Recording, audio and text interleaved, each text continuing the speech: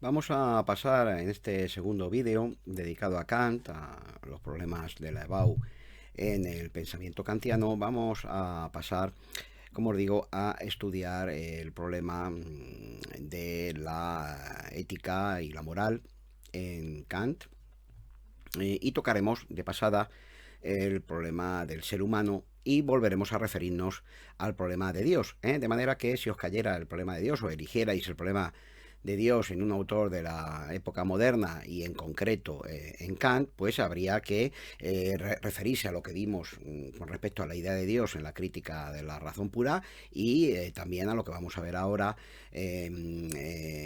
respecto a ese problema de Dios en el ámbito de la razón práctica, en el ámbito de la ética y de la moral, como uno de los postulados de la razón práctica. Esto es importante porque recordad que en selectividad o en la EBAU, ¿no? Muchos alumnos y alumnas lo que hacen es de una manera absolutamente rígida pues centrarse en aquello que han estudiado y no se dan cuenta de que a veces un problema pues puede estar repartido, vamos a decirlo así de una manera un poco vulgar, pero para entendernos, entre distintos apartados, ¿no? de la filosofía del autor, ¿eh? De manera que hay que tener un poquito de cuidado porque yo normalmente me encuentro esta carencia en los exámenes de algunos de mis alumnos y alumnas y también durante los muchos años que he estado yendo a la antigua selectividad y ahora la EBAU, ¿vale? Entonces hay que tener un poquito de cuidado, ¿eh? Si elegimos el problema de Dios en Kant, pues tenemos que referirnos a ese problema tal como aparece en la crítica de la razón pura, pero también como aparece en la parte práctica de su filosofía. ¿Vale? Bueno, pues dicho esto, vamos a comenzar. Nos va a llevar menos tiempo porque, aunque es tan importante o más importante incluso este problema que el del conocimiento en Kant, pues vamos a dedicarle un poquito menos de tiempo, ¿no? La ética y la moral de Kant, es decir, su filosofía práctica, el uso práctico de la razón, el análisis del uso práctico de la razón, lo lleva a cabo Kant básicamente en dos libros, ¿no? La fundamentación de la metafísica de las costumbres, que es un libro que escribe en 1785, y luego la crítica de la razón práctica, que es la segunda de las grandes críticas que él escribe, de 1788. Luego una tercera, la crítica del juicio, que está dedicada sobre todo al ámbito de la estética, de la teoría del arte y también al juicio teleológico, pero esa pues no se estudia en este nivel del bachillerato. En estas obras, como dijimos en el vídeo anterior, ¿no? Lo que trata de responder Kant es la segunda gran pregunta de las cuatro que él decía constituyen la filosofía, que es la pregunta de ¿qué debo hacer? ¿Qué debemos hacer? ¿Hay alguna ley moral que rija el comportamiento ético del ser humano? Pues bien, acordaos el recorrido que sigue Kant en esta parte de su filosofía crítica, en esta parte ética-moral, se parece bastante al de la parte teórica, ¿eh? Por supuesto salvando las distancias, pero es muy semejante por el carácter muy metódico, muy riguroso del pensamiento kantiano. Acordaos que en la crítica de la razón pura, Kant había partido de un hecho, ¿no? Y ese hecho es que la matemática y la física ya son ciencias. Él intentaba descubrir cuáles son las condiciones de posibilidad de esas ciencias y luego trataba de aplicarlas a la metafísica para ver si era ciencia o no. Pues bien, aquí en el terreno de la filosofía práctica, en el terreno de la ética, Kant también va a partir de un hecho, un factum, ¿no? Ese hecho es el siguiente, ¿no? Según Kant, el patrón de medida para valorar éticamente una acción humana es únicamente lo que él llama la buena voluntad. La buena voluntad. ¿eh? Él señala que nada puede considerarse en el mundo sin restricciones, salvo una buena voluntad. Puesto que el valor moral de una acción no se mide tanto por el logro del fin que se perseguía, eso a veces depende de, pues yo que sé, de la fortuna o de condiciones más o menos adversas, sino más bien de esa buena voluntad que guiaba los actos de una persona. Por tanto, tenemos que partir de ese hecho, lo que se considera como bueno en el mundo, sin paliativos, de una manera absoluta, es una buena voluntad. A continuación, Kant lo que hace es ver qué condiciones cumple una voluntad para poder considerarla buena. Y él señala que una voluntad buena es aquella voluntad que actúa, dice él, por deber. Por deber. ¿Vale? Es decir, una voluntad que no actúa, por supuesto, contra el deber, es decir, haciendo una acción malvada, ¿no? Pero sobre todo una voluntad que no actúa solo conforme al deber. Es decir, para decirlo de una manera comprensible, guardando las apariencias, ¿no? Vamos a coger un ejemplo que pone el propio Kant, pero más o menos pues, transformándolo un poquito para hacerlo más simple, ¿no? Si yo, por ejemplo, un amigo mío que tiene mucho dinero me deja un depósito de dinero y él se va a hacer un viaje, ¿m? Y luego con la promesa de que yo se lo devolveré, ¿no? Y yo soy una persona además pobre, con dificultades económicas, ¿no? Y luego cuando él vuelve de ese viaje se olvida de que me hizo el depósito de dinero. ¿M? Yo tengo dos opciones: o considerar que mi deber es devolver ese dinero porque no es mío y llevárselo, ¿no? Puedo también no devolvérselo intencionadamente, con lo cual actúo en contra del deber, he actuado mal. Pero también puede ser que yo me plantee, bueno, voy a devolverle el dinero a mi amigo, aunque se ha olvidado de él y además a mí me hace falta, pero y él no, pues no lo necesita. Bueno, pues a lo mejor porque tengo miedo a un castigo de la policía si me descubren, o sencillamente porque espero algún tipo de recompensa, ¿no? Y voy y le devuelvo el dinero. Ah, qué bien, este dinero se me había olvidado, muchas gracias y tal, ¿no? Desde fuera, exteriormente, pues la acción parece buena, pero interiormente carece por completo de valor moral. Dice Kant, porque no ha sido hecha por deber, sino solo conforme al deber, para, digámoslo así, guardar las apariencias y cubrir las apariencias y parecer que lo he hecho con buena voluntad, cuando en realidad ha sido una acción interesada. Por tanto, una acción realizada por deber es una acción que desde luego es una acción ante todo desinteresada, es una acción realizada exclusivamente porque se debe hacer, sin más motivos, sencillamente por el cumplimiento del deber. Por tanto, una acción cumplida por deber es una acción que constriñe, limita los deseos e intereses del ser humano y le obliga a respetar un determinado principio, el principio del deber. Bueno, pues la pregunta que se plantea ahora, Kant, es la siguiente: ¿de dónde procede esa idea del deber? Porque está claro que de la experiencia no procede, ¿vale? La experiencia, más bien, lo que nos muestra el mundo es constantemente acciones contrarias al deber, o acciones simplemente conformes al deber. Muy raramente aparece un ejemplo realmente moral y muchas veces ni siquiera sabemos si se ha cumplido una acción por deber realmente, ¿eh? Más bien la experiencia que nos muestra son corrupciones, gente malvada, gente que dice una cosa y luego no la cumple, engaños, ¿no? ¿De dónde procede entonces la idea del deber? Bueno, Kant señala que una ética, para ser una ética válida, una moral, para ser una moral válida, debe de ser capaz de explicar la idea del deber. Debe ser capaz de mostrar cuáles son las condiciones que hacen posible la idea del deber, ¿vale? Y esto le lleva a él a distinguir dos tipos de éticas, ¿no? Por un lado, lo que denominaríamos las éticas materiales, con un lenguaje actual, con un vocabulario actual, ¿no? Que Kant no utiliza propiamente, pero que le resulta aplicable a su distinción. Lo que serían éticas materiales, que serían, digamos, todas las éticas anteriores a la suya, ¿no? Así lo juzga él un poco apresuradamente, ¿no? Salvo quizá la ética de los estoicos, ¿no? Las éticas materiales, que son aquellas que plantean lo que Kant llama imperativos hipotéticos. Es decir, mandatos que ordenan al sujeto actuar de una manera, digamos, conforme a un fin que se pretende alcanzar, un determinado fin, un determinado objetivo que se pretende alcanzar y que es la condición de nuestra conducta, ¿vale? Un imperativo hipotético tiene siempre la forma: si quieres X, haz Y. ¿Vale? Vamos a ver algunos ejemplos en la tradición anterior, ¿no? Por ejemplo, si quieres ser feliz, sigue el término medio. En Aristóteles, por ejemplo, ¿no? O si quieres ser feliz, cumple la ley natural, es decir, la ley que procede de la ley divina, como señalaba Tomás de Aquino, ¿vale? O si quieres alcanzar el bienestar, pues persigue el placer, ¿no? Bueno, esos son imperativos hipotéticos. Claro, según Kant, estas éticas materiales son materiales no porque tengan una materia, ¿no? Quiere decir que dependen de un objeto exterior, ¿eh? Hay algo en que se busca un fin que condiciona los actos del sujeto y por tanto son éticas dependientes.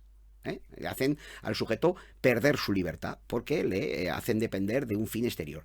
Y además, señala Kant, son éticas que carecen de fuerza, de fuerza obligatoria, que carecen de obligatoriedad.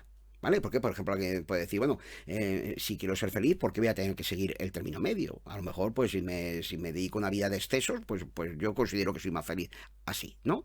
Por tanto, las éticas materiales, las éticas que se basan simplemente en la consecución de un objetivo, de un objeto exterior, ¿no?, hacia el que tiende el comportamiento humano, son incapaces de fundamentar la idea del deber, que es una idea absolutamente incondicional, una idea absolutamente, digamos, imperativa, ¿no?, que ordena cómo tenemos que comportarnos de una manera absoluta, ¿no? Son éticas que carecen de fuerza de obligación moral, carecen de poder, de convicción moral. En cambio, Kant va a proponer una ética formal, que según él es la única que puede explicar ese concepto del deber, esa idea del deber. Porque esa ética, la ética formal kantiana, se basa en una ley que Kant cree descubrir a priori en la razón humana. Una ley moral, una ley práctica, una ley de la razón práctica, a la que va a llamar el imperativo categórico, que le ordena al sujeto de manera incondicional cómo debe de comportarse, sean cuales sean sus intereses, sean cuales sean sus apetencias, sean cuales sean sus inclinaciones.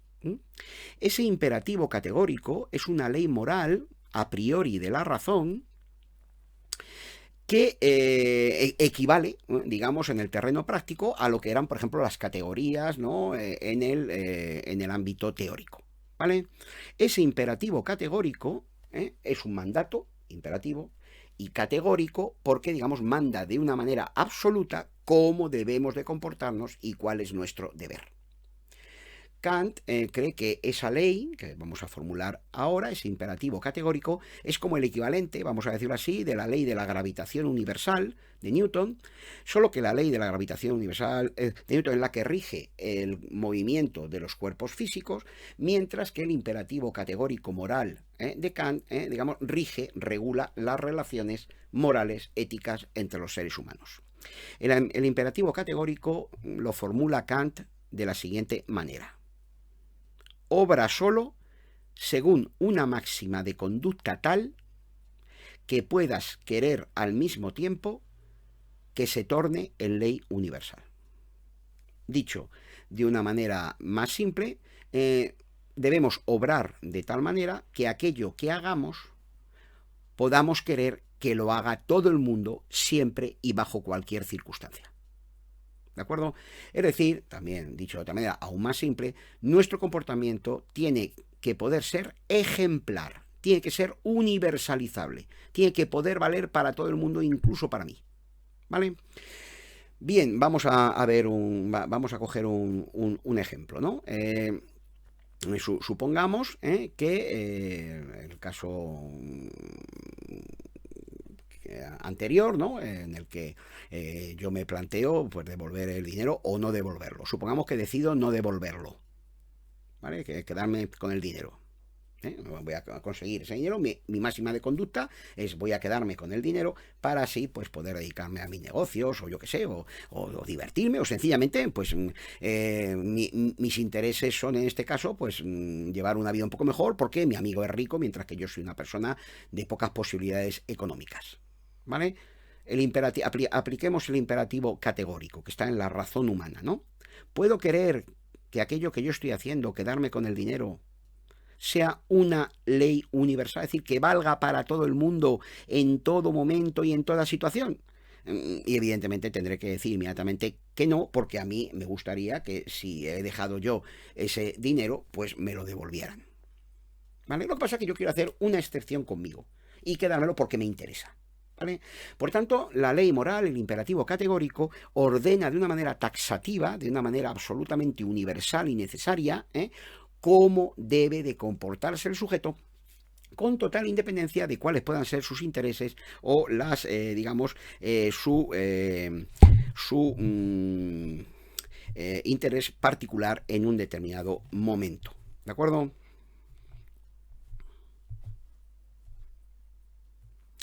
Y el individuo, pues con esta ley de la razón aplicada a todos sus comportamientos, sabe de manera perfecta cuál es su deber.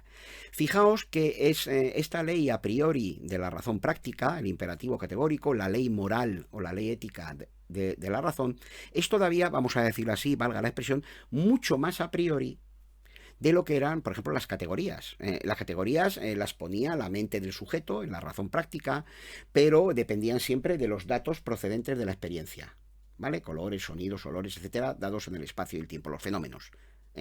Pero ahora la ley moral de la razón, el imperativo categórico, es absolutamente a priori, es decir, sea como sea la experiencia, sea como sea el mundo, por corrompido que esté, por malos ejemplos que el sujeto haya podido ver jamás a lo largo de toda su vida, por despreciable que haya podido ser los comportamientos que ha podido observar, la razón le ordena a priori cuál es su deber de una manera taxativa, de una manera absoluta, y sabe cómo debe comportarse sin paliativos, con total independencia de sus intereses y de sus sentimientos. Si yo, por ejemplo, odio profundamente a la persona a la que le tengo que devolver el dinero, eso no quiere decir que mi deber, por mucho que le odie, no sea devolvérselo.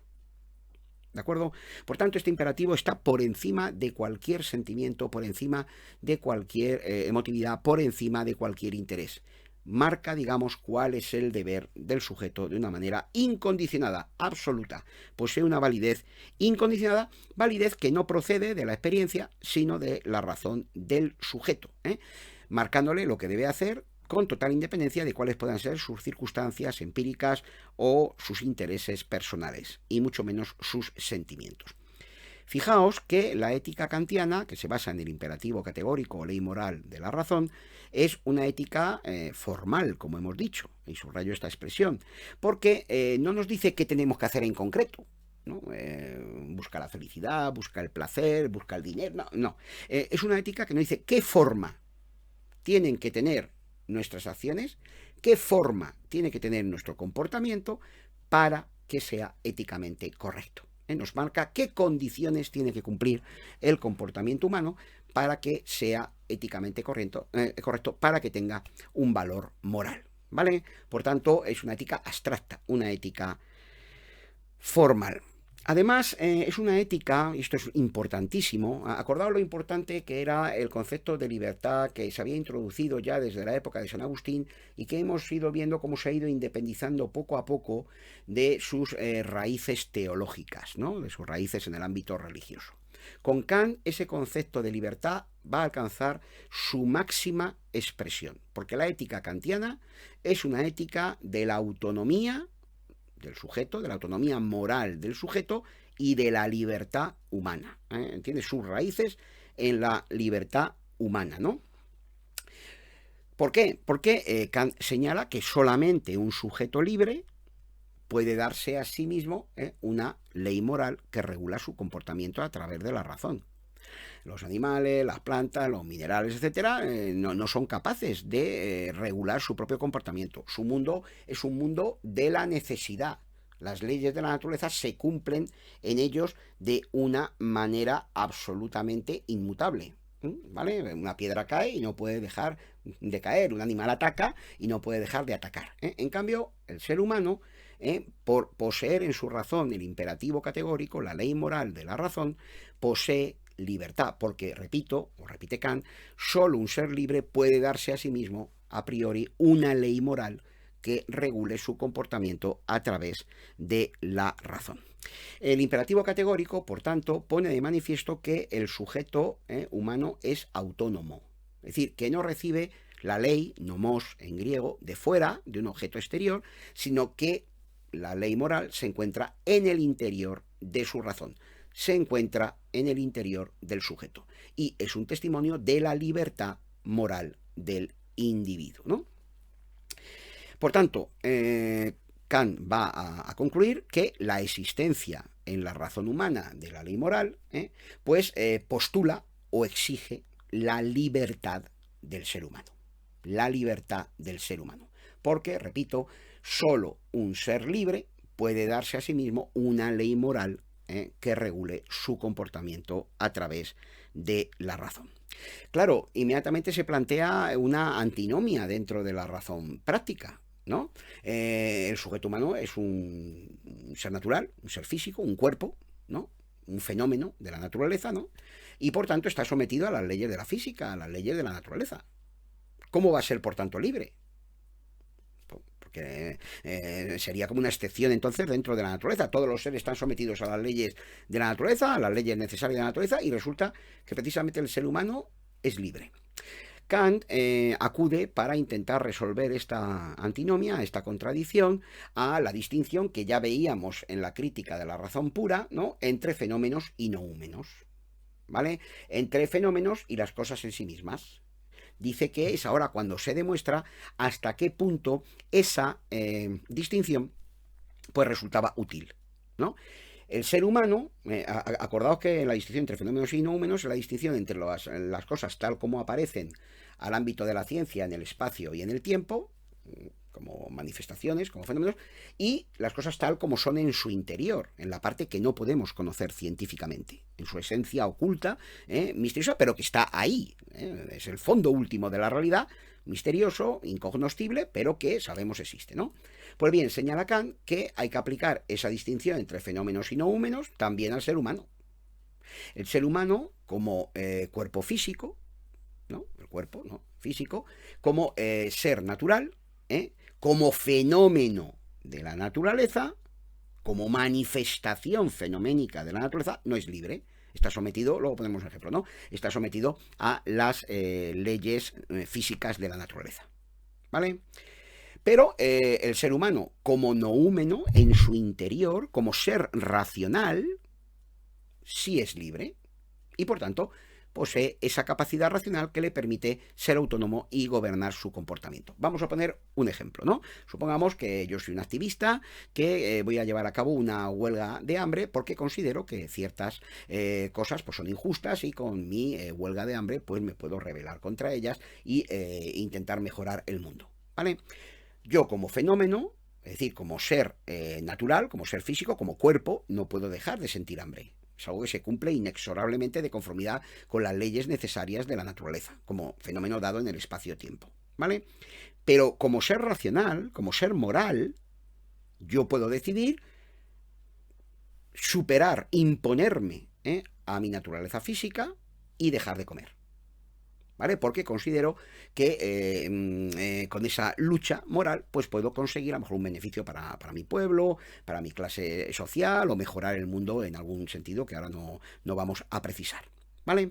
Por tanto, como ser racional, yo puedo oponerme, puedo vencer los deseos o inclinaciones sensibles de mi naturaleza, que en este caso hacen que desee alimentarme.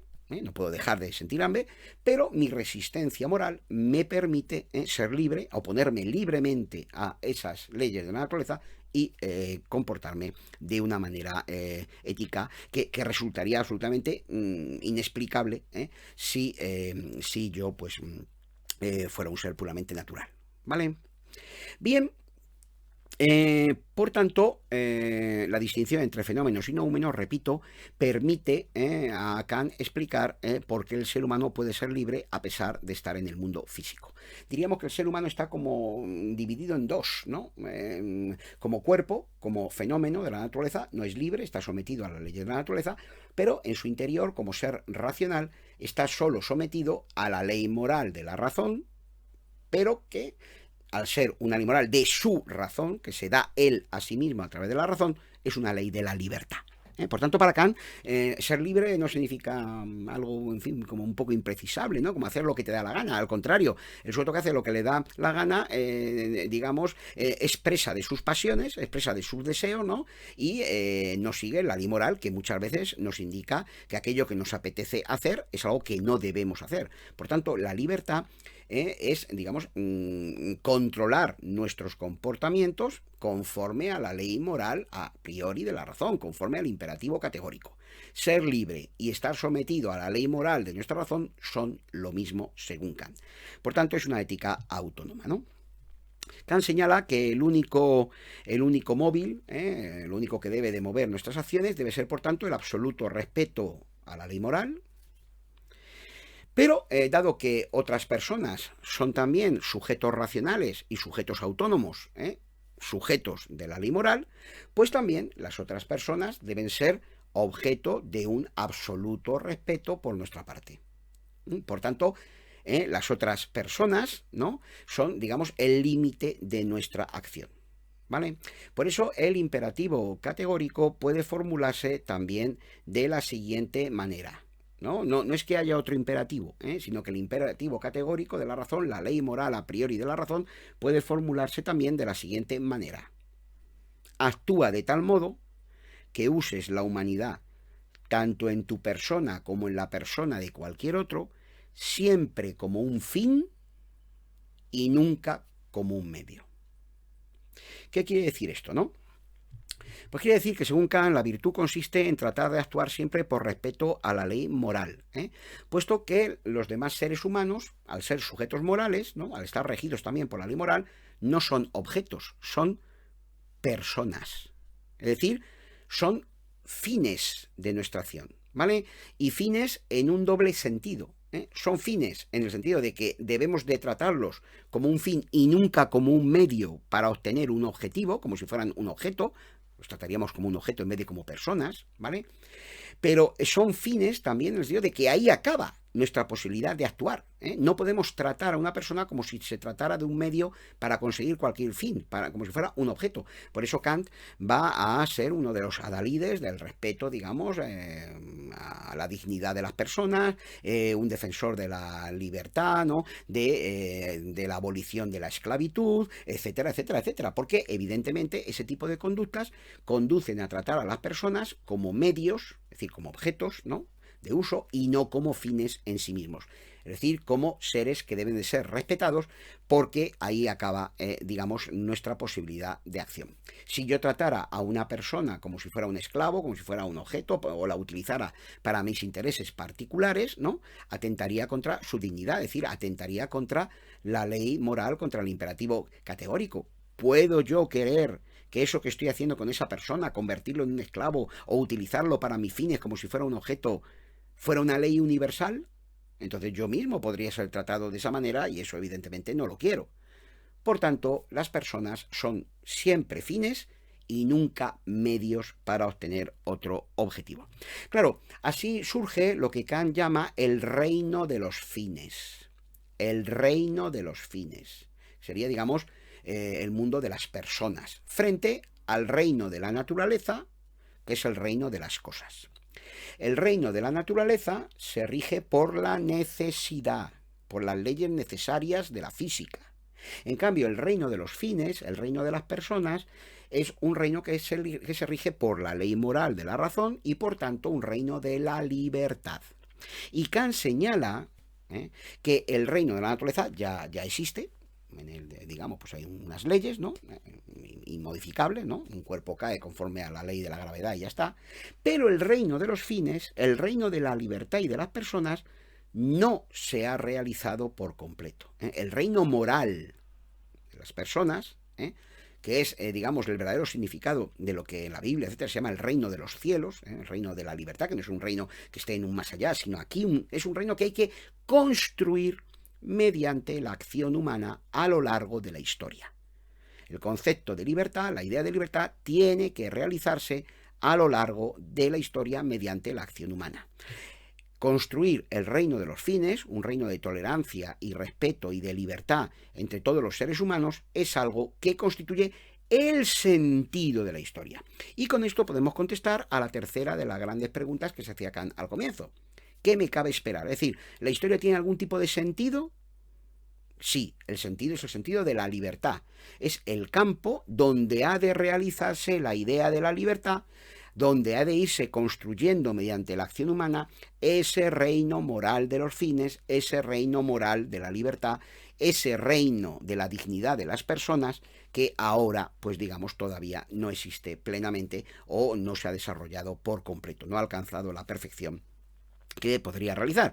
Y Kant, y con esto hacemos un pequeño apunte a su teoría política, considera que ese reino de los fines en el terreno, digamos, político, pues exige la creación, como ya había manifestado su admirado Rousseau, de un Estado republicano. Un Estado republicano donde la ley garantice ese respeto, esa dignidad, perdón, de las personas y los derechos de todas ellas.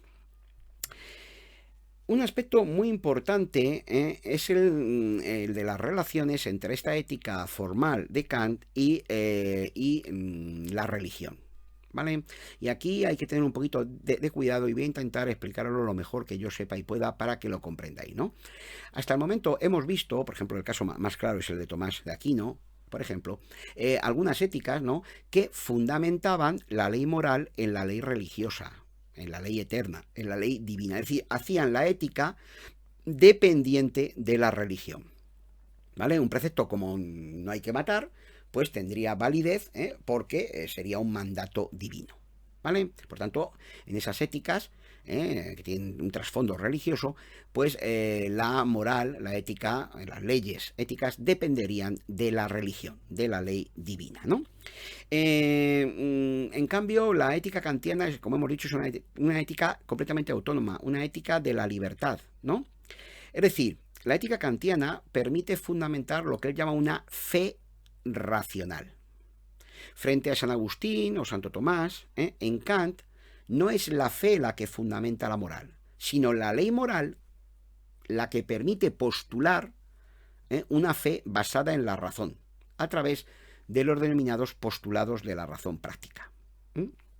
Bien, fijaos, ahora vamos a ver qué sentido tenían esos noúmenos, especialmente la idea de libertad, la idea de inmortalidad y la idea de la existencia de Dios que aparecían en la crítica de la razón pura. Ahí dijimos que esas ideas carecían de un significado teórico, de un significado en el terreno de la razón teórica, ¿vale? Pero dijimos que sí podían tener un significado moral, como ideales morales en el ámbito de la razón práctica. Kant señala lo siguiente, ¿no? Está claro que, lo hemos visto, ¿no?, que la ley ética que regula nuestro comportamiento es una ley que se da a priori la razón del sujeto. Por tanto, ya lo hemos dicho, pero lo repetimos, ¿no?, la existencia de la ley moral, del imperativo categórico, postula o exige la libertad del sujeto. El sujeto tiene que ser libre, ¿vale? No podemos demostrar científicamente, como dijimos en la crítica de la razón pura, la existencia o inexistencia de la libertad, ¿vale?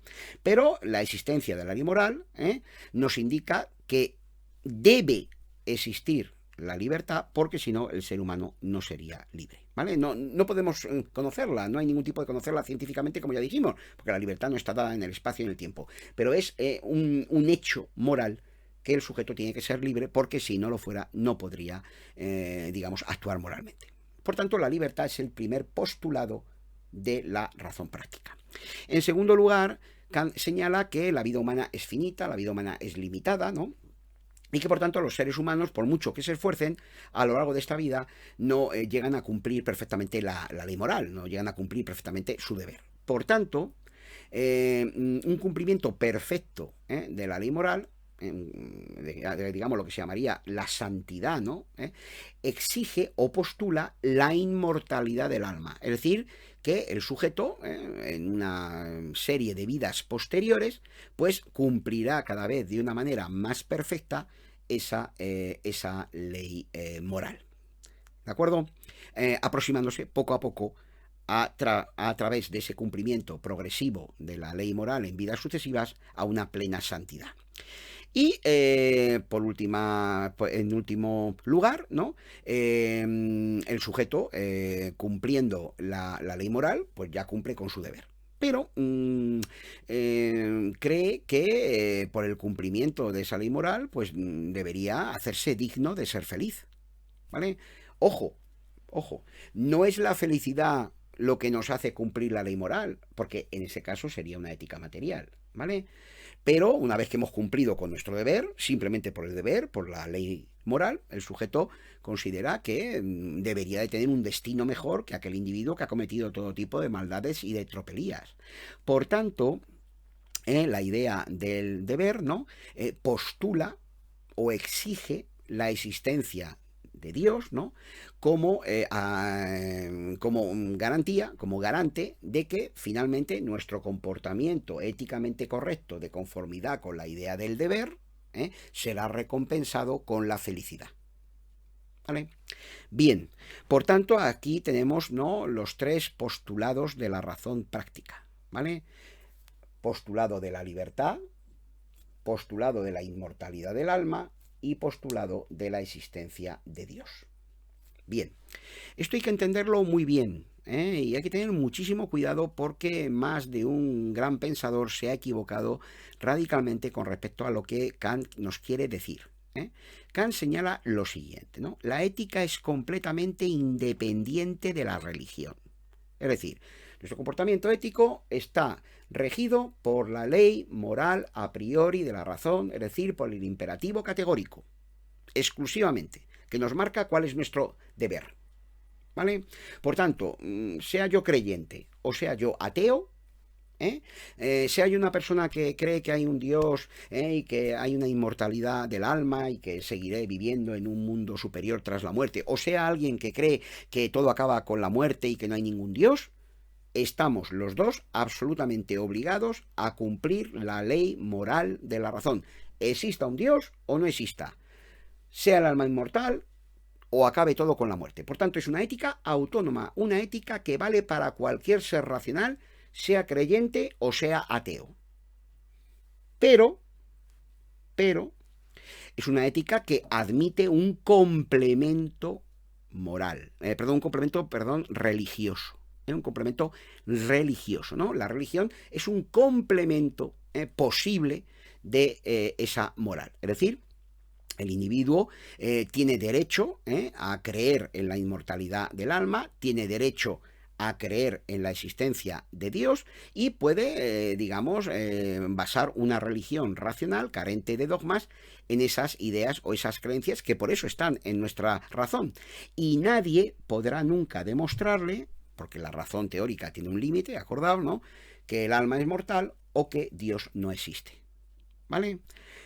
Pero esa fe racional es simplemente un complemento posible de nuestra ética. De manera que si alguien tiene esas creencias, nadie jamás podrá, erradicarlas de su razón, porque no hay manera de demostrarle a ese individuo que Dios no existe o que el alma es mortal. Por tanto, el creyente tiene pleno derecho a sostener su fe en esos conceptos. Libertad, inmortalidad del alma, existencia de Dios.